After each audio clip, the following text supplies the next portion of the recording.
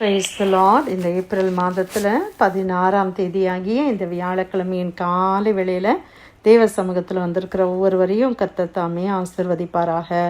இந்த நாளிலும் நம்ம தியானிக்கிற கர்த்தருடைய வார்த்தை நம்முடைய பரிசுத்த வேதாகமத்தில் நீதிமொழிகளின் புஸ்தகம் 15ஆம் அதிகாரம் 8வது வசனம். Proverbs chapter 15 verse 8.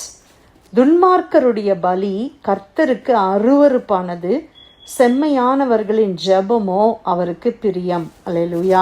கர்த்தர் கொடுத்த நல்ல வசனத்துக்காய் கர்த்தரை ஸ்தோத்திரிக்கலாமா?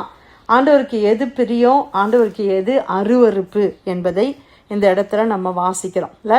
ஆண்டவருக்கு எது அருவருப்பா? துன்மார்க்கருடைய பலி கர்த்தருக்கு அருவருப்பானது. அப்போ பலி என்பது என்னது? அந்த நாட்களில் நமக்கு தெரியும், ஒருவர் பாவம் செய்து அவங்க என்ன செய்வாங்க? பலிகளை கொண்டு வந்து தேவ சமூகத்தில் செலுத்துவார்கள். இல்லை காணிக்கைகள், பலிகள், இதெல்லாம் ஒரே டேர்மில் நம்ம பார்க்குறோம்.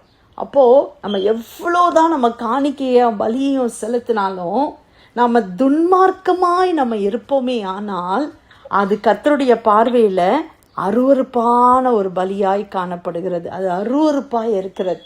ஆண்டவர் அதை அருவருக்கிறார். ஏன்னா நம்ம ஆண்டவர் வந்து அந்த இருதயத்தை பார்க்குறார். யார் கொண்டு வர்றாங்கன்றதை பார்க்குறார்.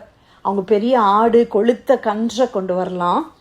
ஒருவேளை ஜனங்கள் பக்கத்தில் உள்ள எல்லா ஜனங்களும் சொல்லலாம், வா இவ்வளோ பெரிய காணிக்கையா, இவ்வளோ பெரிய பலியை ஆண்டவர் கொடுத்துருக்குறாங்களே அப்படின்னு சொல்லி ஜனங்கள் வேறு விதமாக பேசலாம்.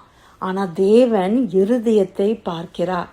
அவங்க எவ்வளோ துன்மார்க்கமான வாழ்க்கை வாழ்ந்து இதை கொண்டு வர்றாங்கன்றத கர்த்தர் அறிந்திருக்கிறார். பாருங்க, ஒரு பாவ வாழ்க்கை வாழ்ந்து எல்லாரையும் மோசம் போக்கி, எல்லார்கிட்ட இருந்து திருடி, எல்லாரையும் ஏமாத்தி பணத்தை சம்பாதிச்சு அந்த பணத்தில் $1 மில்லியன் கொண்டு வந்து ஆண்டவருக்கு காணிக்கையாக கொடுத்தா, ஒருவேளை சர்ச்சில் இருக்கிறவங்களாம் என்ன நினைப்பாங்க? அப்பா எவ்வளோ ஆண்டவரை இவங்க நேசிக்கிறாங்க, எவ்வளோ தூரம் பெரிய காணிக்கையை கொடுக்குறாங்க அப்படின்னு சர்ச்சில் உள்ளவங்க நினைக்கலாம், பாஸ்டர்ஸ் நினைக்கலாம் இல்லை. ஆனால் கர்த்தருடைய பார்வையில் அவங்க துன்மார்க்கமாய் அதை சம்பாதித்தபடியினால் அதை ஆண்டவர் என்ன செய்கிறாராம்? அருவருப்பாக இருக்குது ஆண்டவருக்கு. அது அந்த பலி ஆண்டவருடைய கண்களுக்கு எப்படி இருக்குது? அருவருப்பான ஒரு பலி. அதை கர்த்தர் வந்து கொஞ்சம் கூட அதில் அவர் பிரியப்படுகிற தேவன் அல்ல. அப்போ நம்ம என்ன ஆண்டவருக்கு செய்கிறோன்றது இல்லை பிரியமானவர்களே. நம்ம எப்படிப்பட்ட இருதயத்தோடு இருக்கிறோம் அதை தான் ஆண்டவர் ரொம்ப பார்க்கிறார். மனுஷர்கள் என்ன செய்கிறோம்? நம்ம முகத்தை பார்க்குறோம், அவங்க செய்கிற காரியத்தை நம்ம பார்க்குறோம். ஆனால் ஆண்டவர் என்ன பார்க்குறாரு? என் முகத்தை பார்க்கல, என் முகத்தை மட்டும் பார்த்து என்னைய ஜட்ஜ் பண்ணுற தேவன் அல்ல, இருதயத்தின் உள்ளந்திரியங்களை ஆராய்கிற தேவன் நம்முடைய தேவன். அல்லேலூயா. அப்போ நம்ம என்ன கற்றுக்கொள்கிறோம்? நம்ம ஒரு நாளும் துன்மார்க்கமான காரியத்தை செய்து அதை ஒரு பலியாய் கொண்டு வந்து கொடுப்பதில் பிரயோஜனமே இல்லை. அதற்கு மாறாக நம்ம வாசித்தோம்ல, அதற்கு மாறாக ஆண்டவர் எதில் பிரியமாக இருக்கிறார் பாருங்களேன். ஆண்டவர் எதில் பிரியமாக இருக்கிறாரு? செம்மையானவர்களின் ஜெபமோ அவருக்கு பிரியம். அப்போ செம்மையான இருதயம் இருந்துச்சுன்னா அப்படிப்பட்டவர்கள் அவங்க ஜெபம் பண்ணாலே கர்த்தருக்கு பிரியமாக இருக்கும். நம்ம பெருசாக வெள்ளியும் பொன்னியும் கொண்டு வரணும்னு அவசியம் இல்லை.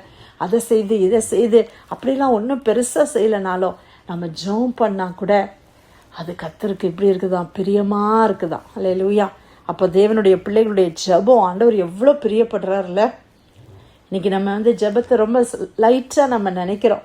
ஆனால் உண்மையாக அது ஆண்டவருக்கு அவ்வளோ பிரியமாக இருக்குது. சில நேரத்தில் நம்ம நினைக்கிறோம், ஆண்டவருக்கு எது பிரியமாக இருக்கும்? நம்ம நிறைய பேருக்கு என்னென்ன பிரியம்னு பார்த்து பார்த்து பண்ணுறோம். அது விசேஷமாக தாய்மார்கள், பெண்களுக்கு இருக்கிற ஒரு சுபாவம் என்னென்னா, யாருக்கு எது பிடிக்கும் அப்படின்னு சொல்லி நமக்கெல்லாம் நல்லா தெரியும். நம்மளுக்கு 3 பிள்ளைகளோ இல்லை 4 பிள்ளைங்க இருந்தாலும் யாருக்கு எந்த பிள்ளைக்கு எது பிடிக்கும், இந்த பிள்ளைக்கு இது பிடிக்கும், அதுக்கு அவங்களுக்கு அது பிடிக்கும்.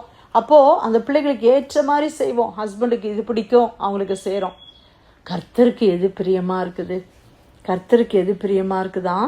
செம்மையானவர்களின் ஜெபம் கர்த்தருக்கு பிரியம். அல்லேலூயா. அப்போ நான் ஜெபிக்கும்போது நான் எப்படிப்பட்ட ஜெபத்தை நான் செய்யணும்? செம்மையானவர்களிடத்திலிருந்து வருகிற ஜெபம்.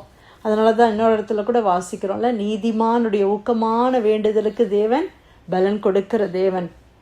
நம்ம ஜெபிப்பதுனால அல்ல, அநேக வசனங்களை சொல்லி ஜெபிக்கிறதுனால அல்ல, மணிக்கோர் கணக்கில் ஜெபம் பண்ணுறதுனால அல்ல, நான் உபவாசம் பண்ணுறதுனால அல்ல, என்னுடைய இருதயம் செம்மையாய் இருக்க வேண்டும். அப்போ செம்மையான தேவ பிள்ளைகள், கர்த்தருக்கு பயந்து வாழுகிற கர்த்தருடைய பிள்ளைகள், கர்த்தருடைய கற்பனைகளுக்கு கீழ்ப்படிந்து அதன்படி செய்கிற ஆண்டவருடைய பிள்ளைகள் ஏறெடுக்கிற ஒவ்வொரு ஜெபமும் கர்த்தருக்கு பிரியமாய் இருக்கிறது. கர்த்தர் அந்த ஜெபத்தை கவனித்து கேட்டு அவர்களுக்கு கட்டாயமா பதில் கொடுக்கிறார். ஹல்லேலூயா, ஆமென். எவ்வளவு அருமையான ஒரு சத்தியம் இல்லையா?